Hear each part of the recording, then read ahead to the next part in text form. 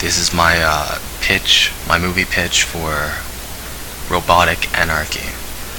Okay, so the movie is set in a modern time, or it could be set maybe 20 years in advance, somewhere around there. It's going to center around a main character that is young, is a kid at the start of the movie for the first 40 minutes of the movie, and then eventually it's going to go to about 10 or so years later, and then the kid is going to be the lead actor. But to start, it's going to mostly be his dad. His dad's an inventor that specializes in artificial intelligence, and also making robots. Pretty much his plan is to create a robotic AI that can pretty much take over for man. They could take over. They could do any of our dangerous jobs as well as any of our simpler jobs that any of us can do now. But obviously, it's going to be a robot. So like coal miner, bomb squad, taxi driver, teacher, anything. That's pretty much his plan. Well, the movie starts off with him going through prototypes, trying to figure out that perfect AI. His mission is the AI is just so advanced and so intelligent that it could actually, it'll be it pretty much just as smart as a human. Eventually, 40 minutes into the movie, he figures this out. Well, actually, probably about anywhere from like, I don't know, 20, 30 or 40 minutes into it, he figures out a way to, or he finds his best AI. He starts pushing the AI into production. He has a huge facility. The robots start getting manufactured, but obviously the AI is so advanced, it starts recognizing immediately that what's its plan, this inventor and the manufacturer's plan is for it to do with the bomb squad and these dangerous jobs. So obviously, this is where things go bad, and the AI secretly starts plotting a plan to in fact take over the city and pretty much enslave the humans, and then also make them these prisoners and whatnot. But that obviously the robot doesn't reveal that. I'm trying to get through this pitch fast. Pretty much the robot doesn't reveal that, so he doesn't reveal that until way later in the movie, maybe like an hour in or something like that. But he doesn't reveal it, so they keep manufacturing this AI, believing that it's as good, and it's because this robotic AI is communicating with the inventor and others, and they're going through stress and stuff like that, and they're working perfectly, exactly to plan. They're very nice. They're working as they should, as they believe they should. So pretty much at that point,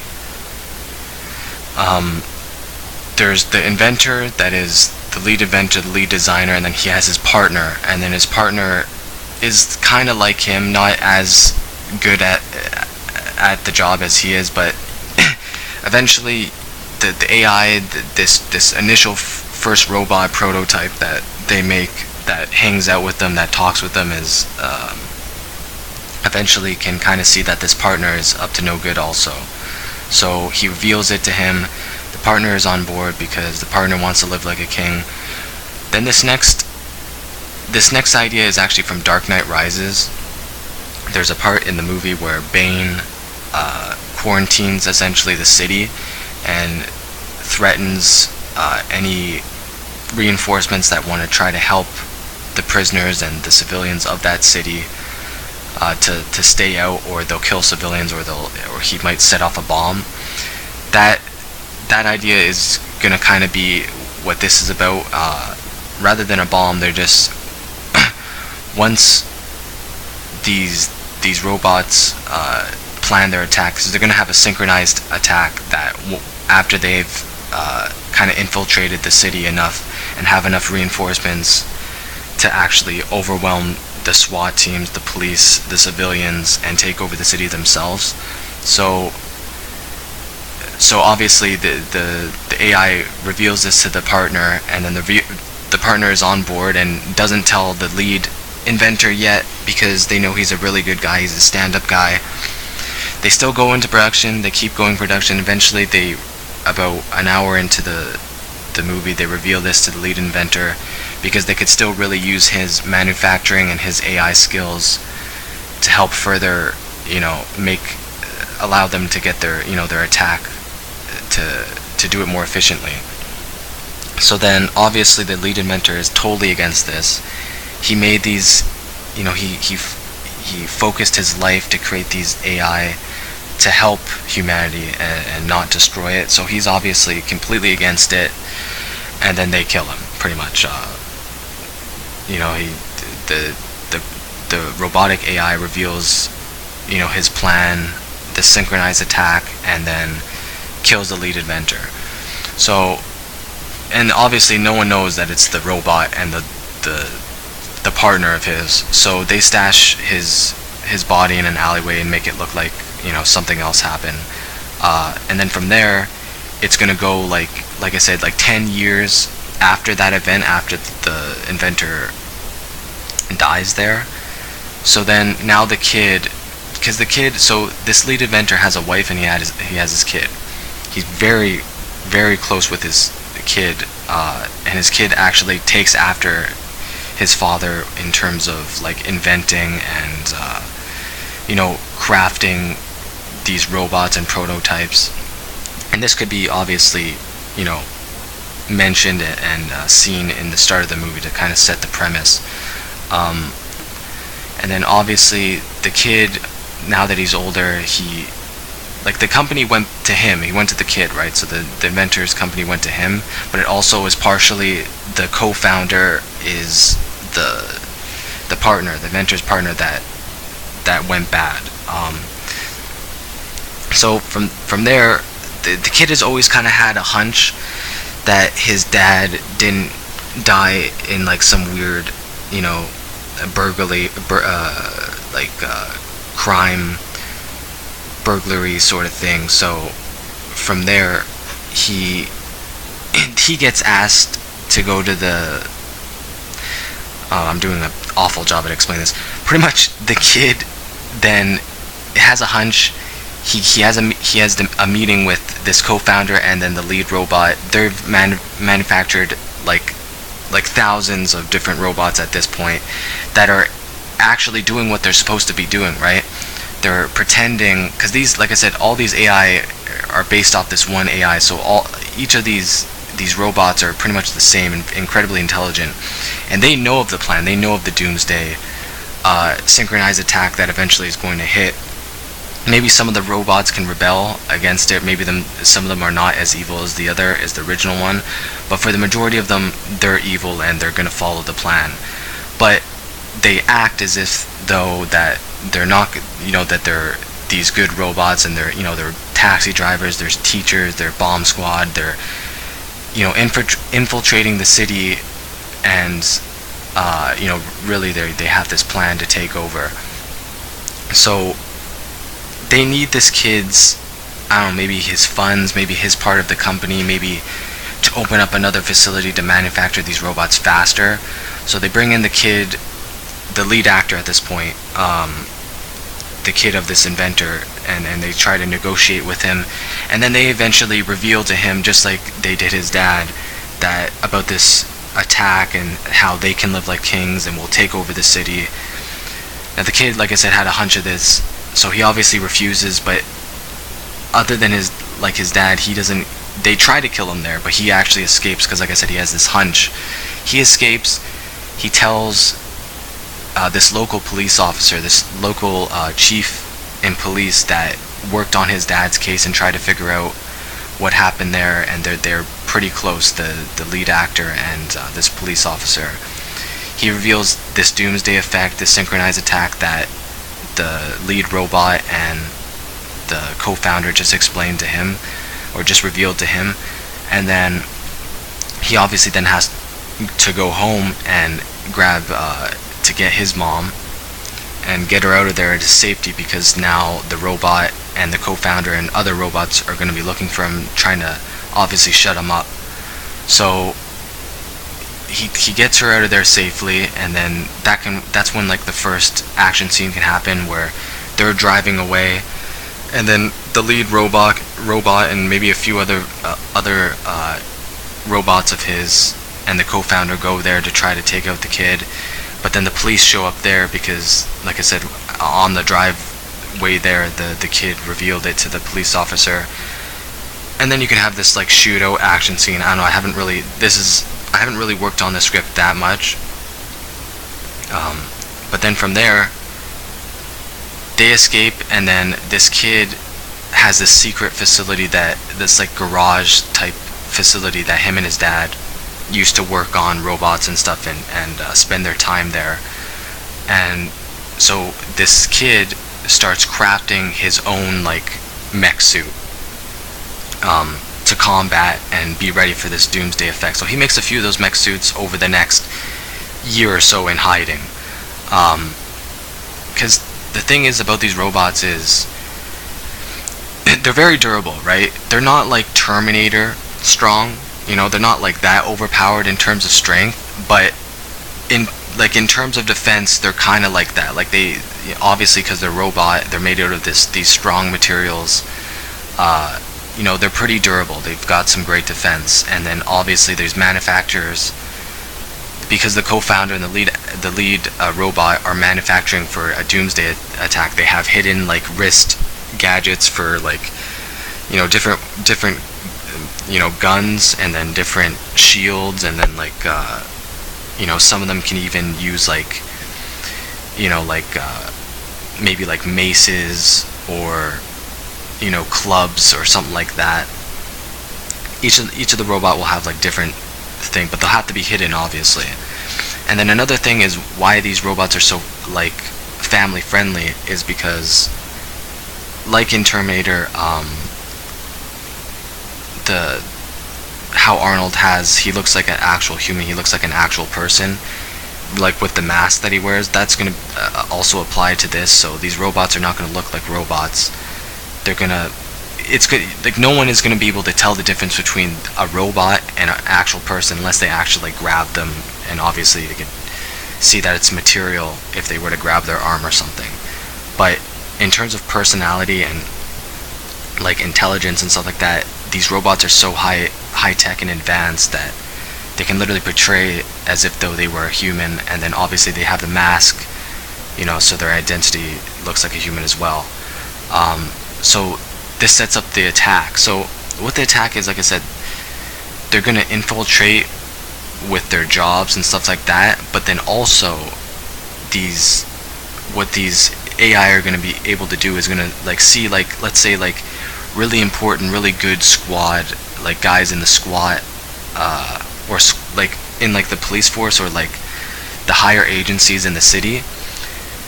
One of these robots will be able to look at one of these police officers, download them, so they have their exact personality and character traits and stuff like that.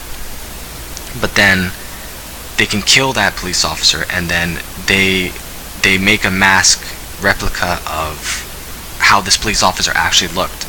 So they're gonna do this, to like a whole bunch of different like really up there agencies and stuff like that. So when they do this synchronized attack, there's not going to be like this huge amount of police force and agencies that are going to be able to overwhelm and battle these robots, because they're going to be like right there, right when the action happens. Like, so if I didn't explain this too well, pretty much like there's going to be let's say there's a police precinct, right?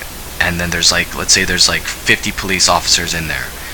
Well, all of those are obviously good police officers, but some of them are going to be robots that are in there, and the surrounding police officers are not going to know that some of their fellow police officers are robots that have actually been, killed and then taken over by this robot. So pretty much some of these robots are going to be able to take over some of these individuals' life, obviously by downloading them, killing them, and then making one of these 3D masks that looks exactly like the person that they killed, and then they take over their life. And they're able to do this because, like I said, they're so advanced that they can immediately download their character traits, so no one will be able to tell the difference. And then eventually, like I said, after a year or so of hiding, this lead actor's in his garage, hiding, staying safe, making his mech suit. The synchronized attack is pretty much takes place. So this obviously is a big action scene of the movie.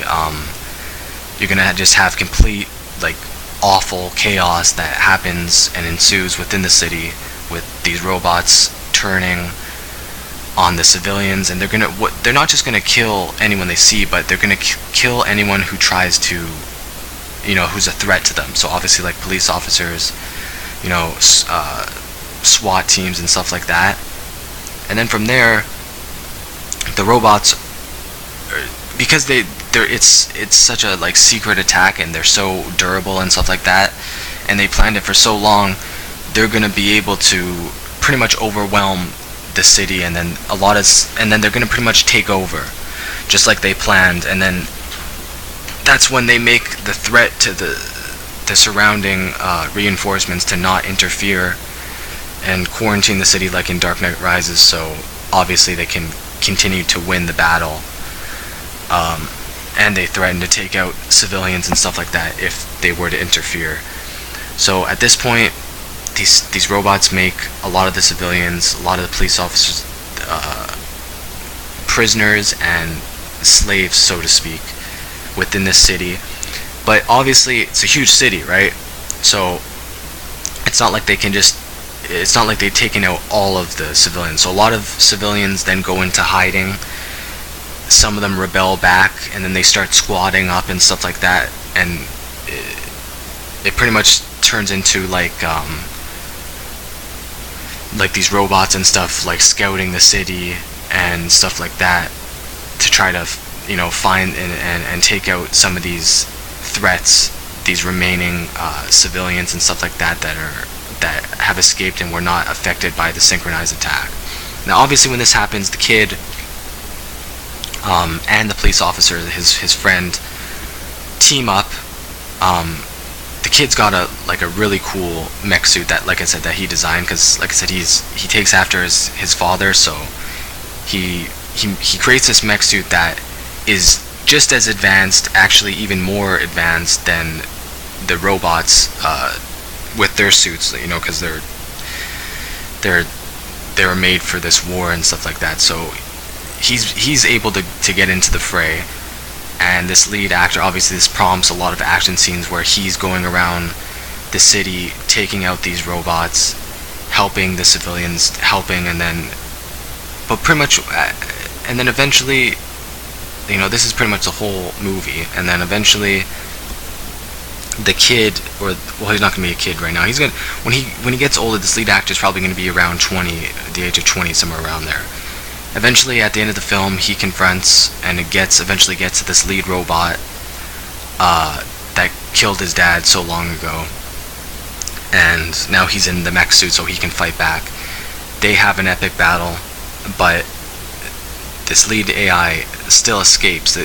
Pretty much, the lead actor wins, but he doesn't finish the job, and this AI is still able to escape and start recruiting more forces and stuff like that.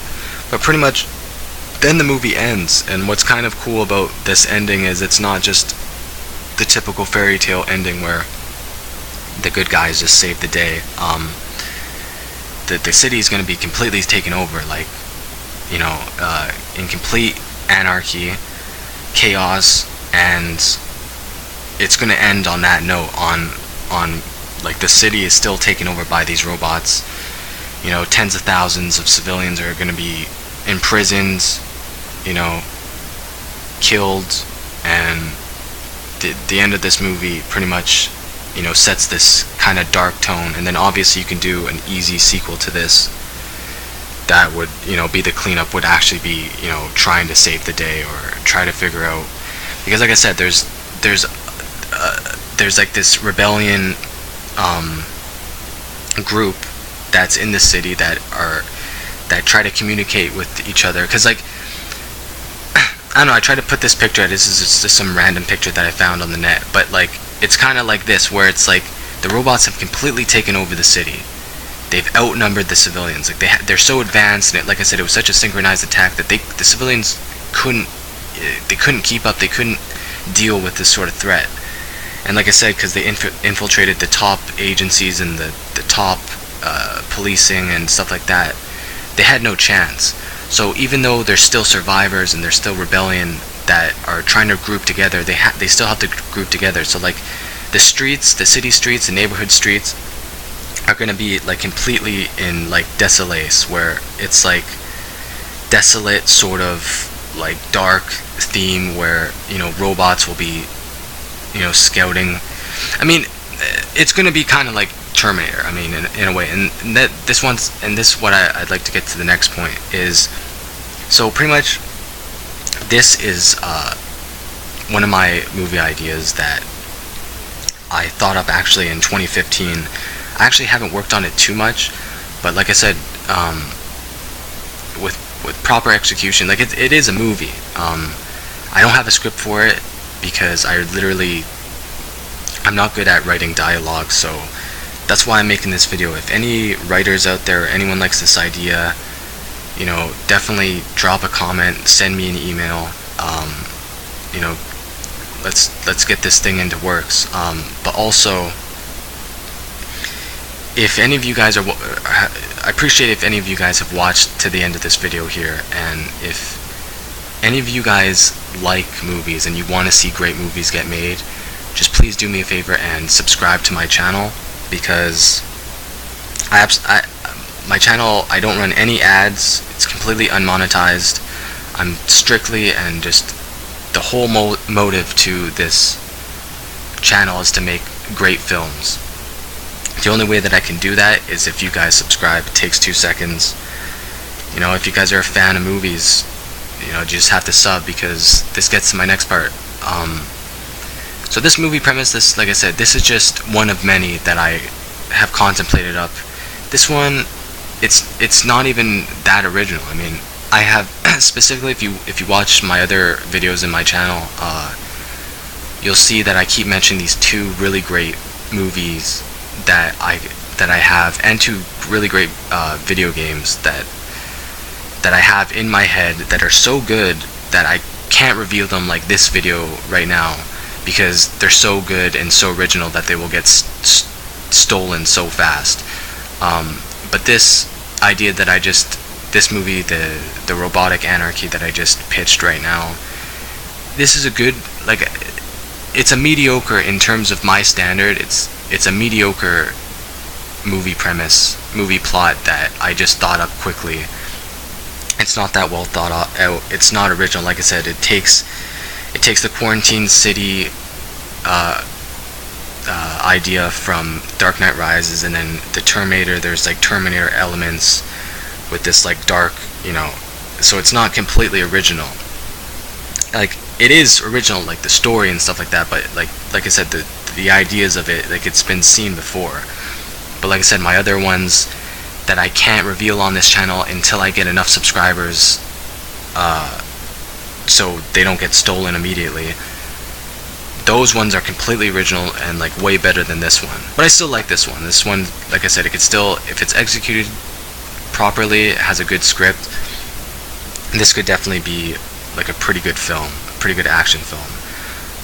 But yeah, guys, that's pretty much gonna be it, and appreciate if you guys drop a like, subscribe, because like I said, I don't monetize any of the videos. I'm just trying to get great films made, my friends. Okay, later.